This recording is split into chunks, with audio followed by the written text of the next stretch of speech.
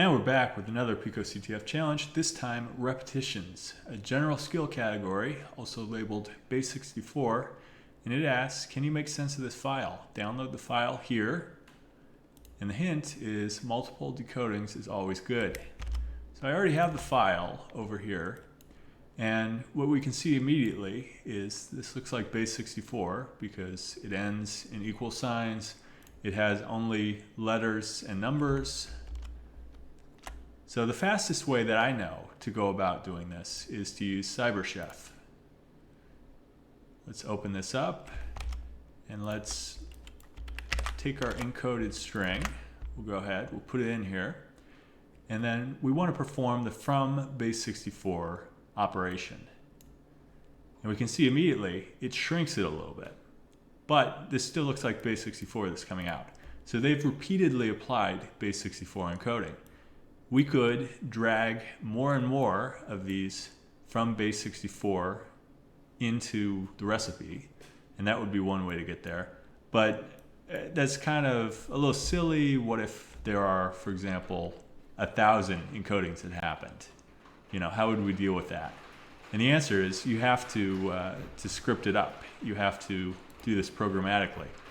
And to do that, we're going to take a label, and we'll call this top, and we will also take a jump element.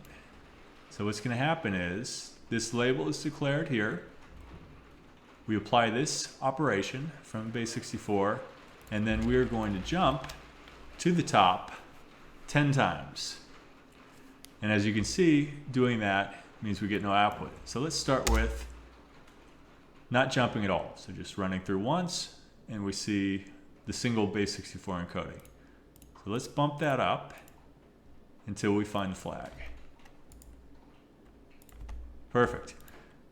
That's about the amount of time it took me using CyberChef. I did a Python solution that I'm going to show you guys, and this took me a good 5 or 10 minutes. So the lesson being, if you can use a tool that's easy like CyberChef, by all means do so. So what we've got going on here is I have the encoded flag. I made a copy and I called it dec_0 or decoding_0. And you can see in my Python, I'm importing the base64 library. I'm doing a loop from the range 1 to 10, and I'm going to perform the decode operation. And I'm going to decode from the original file to some new file.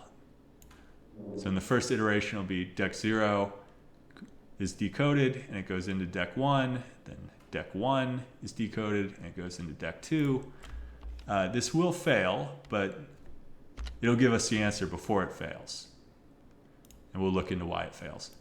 All right, so there's our decodings. We run through, it's just like in CyberChef, and we find PicoCTF. And the reason it eventually failed is we keep trying to decode this and there's nothing to decode, and so it bombed out. Anyway, so that's 2 different ways you can solve this challenge. Hopefully that was helpful to you. If it was, like, comment, subscribe, etc. Thank you.